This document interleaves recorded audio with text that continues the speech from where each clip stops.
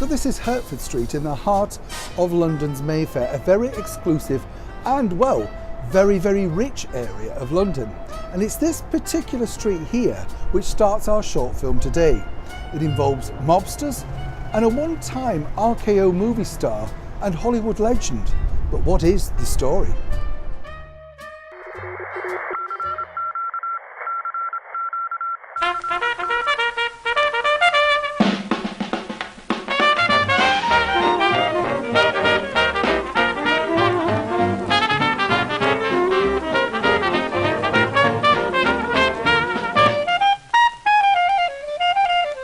So this is the site of a very famous street and a very famous club, the Colony Club.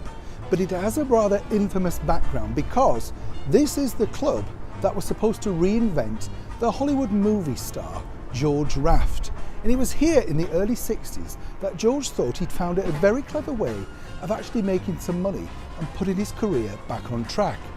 But as he found very quickly, even though he wasn't being paid very much to be the frontman of George Ranft's Colony Club, things didn't quite work to plan.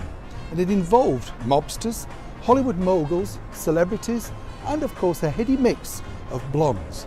Blondes apparently that George Ranft paid over $1 million for in his lifetime. And his two favourites were none other than the 30s star Carole Lombard and one of his final big screen appearances with Marilyn Monroe in the hit movie Some Like It Hot. Of all the glamorous figures who left their imprint in filmdom's Hall of Fame, the most colorful, controversial, incredible story is the George Ranft story. Now you'll see it as he lived it, right up to the hilt. The story of the brash young entertainer who fought his way up from the slums through battle after battle, woman after woman, to become the stormiest star in Hollywood. George Ranft, a kid out of Hell's Kitchen, playing a leading role in a major feature. Why, you're nothing but a cheap, egotistical... Are you crazy? You can't hit a producer. I just did, didn't I? Raft, portrayed by that dynamic young star, Ray Danton, with a galaxy of big-name beauties playing the lovely ladies in his career. I never hit a woman in my life. Would you like me to start now?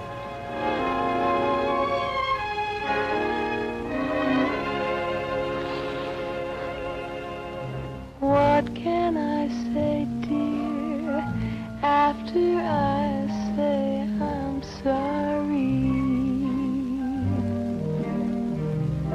You're afraid to smile for fear someone will think you're soft.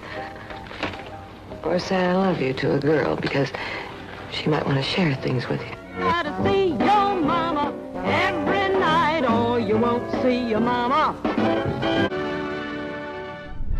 Now the thing with George Ranft is the Colony Club was his big comeback.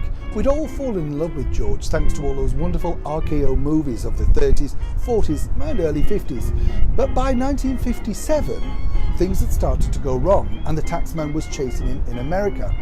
He also had a great connection to the big mobster, Mayor Lensky, who decided, in his infinite wisdom, to expand his empire and come over here to London.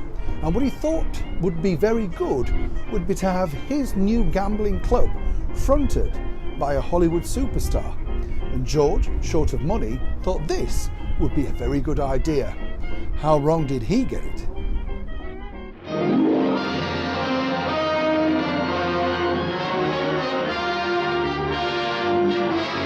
We gotta try to head him off. Now watch out he don't cut into us.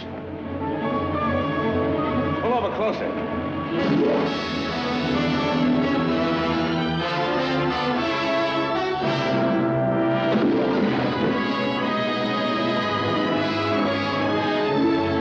Nice chassis, huh, Joe? Classy chassis. Yeah, and it all belongs to me. I don't owe any payments on it. I'll be glad to finance it, baby. Who do you think you're kidding? You couldn't even pay for the headlights. Anything else?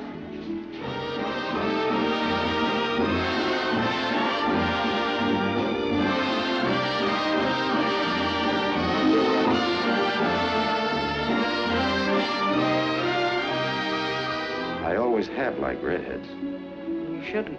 Red means stop. I'm colorblind. You've been horsing us around long enough.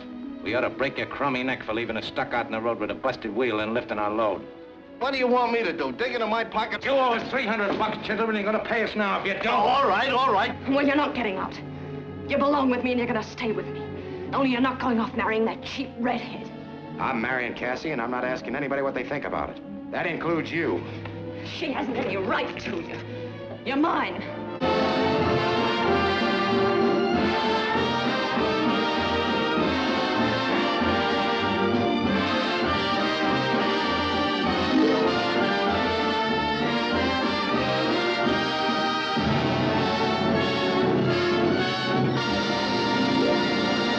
There was a big fanfare when the club opened, and George managed to pull in quite a few of his pals. Even royalty came along to the Colony Club. He was that powerful. Now, what you've got to remember is, George himself loved the limelight. His name was huge on the top of the canopy, and he was able to attract not just royalty and Hollywood superstars, but vastly paying members of the public too. But things started to go wrong when there were accusations of rigging and all sorts of skullduggery linked to the American crime unit back in the US. And suddenly, George found himself deported. But he wasn't quite over yet. He had another plan. He thought he could reinvent the club himself and try and bite back off the mobsters, but they weren't having any of it. And this particular gig left George in even more debt than when he first started. But once again, George came out fighting. George Ranft was born in Hell's Kitchen in New York City. Now, depending on which year you believe, it could be 1895, 1900 or 1910. Being, of course, a Hollywood star, he liked to move his age around depending on what roles became available. Now, as a young man, George earned money as a dancer in New York City nightclubs. Then he became part of a stage act, basically hosting speakeasies and, well, anything where he could make a dime, as he often said himself. He also worked in London as a chorus boy in the early 1920s. That's why his fascination with London in his later years became something more apparent.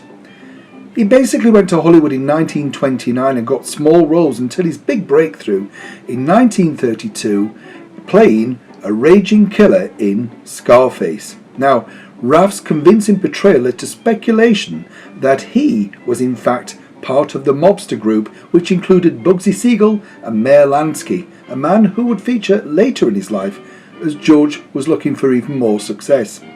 Now, the thing with George was he was very debonair, very good looking, and basically played himself on screen.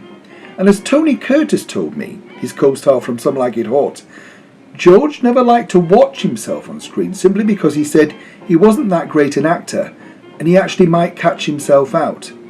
Others would disagree. He had a long-standing career, huge success, and to this day still mentioned in the same category of people like Humphrey Bogart and, of course, James Cagney. George himself, though, liked to play up his image, saying, "People think I'm a hard man, but that's truly not the case. I'm as soft as a marshmallow deep inside."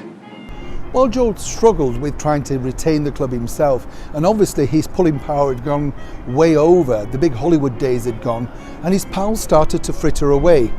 And more importantly, Scotland Yard was now on the case, and they decided that they wanted to deport George.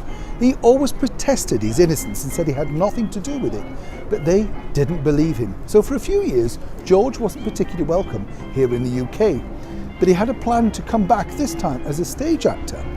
But sadly, that didn't quite work out either.